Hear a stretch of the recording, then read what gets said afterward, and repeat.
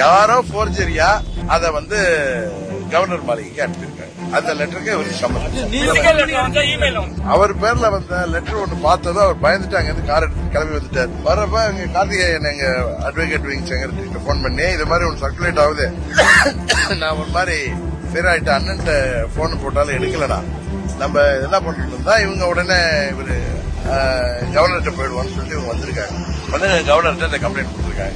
எதுன்னு தெரியல, அது வாட்ஸ்அப்ல வந்ததா சொன்னாங்க, எனக்கு தெரியல. வாட்ஸ்அப்ல கொடுக்குறேன். என்ன சொல்றாரு கொஞ்சம் இருங்க, நான் அதை படிச்சிடுறேன். I.S. Kamaraj, son of Soundararajan, I am the elected MLA candidate from Mannargudi Legislative Assembly constituency, and I have been duly elected as a MLA on the ticket of Amma Makkal Munneta Kalagam AMMK.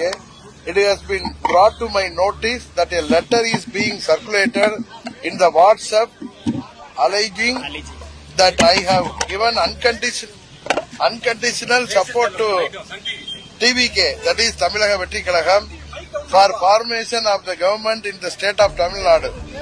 However, I have not conferred any such support and the said letter is being circulated without my knowledge. My party General Secretary Thru T.T. Vidyanathan and I had already extended our support to our party's letterhead, in our party's letterhead, supporting Mr. Edappadi K. Pallanichami to form the new government today. That is the letter on 8/5/26.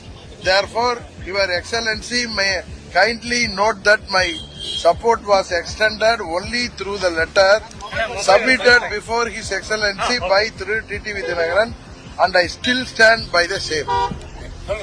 அதாவது அவர் பேர்ல வந்த letter ஒண்ணு பார்த்ததும் அவர் பயந்துட்டு அங்கிருந்து car எடுத்து கிளம்பி வந்துட்டார்.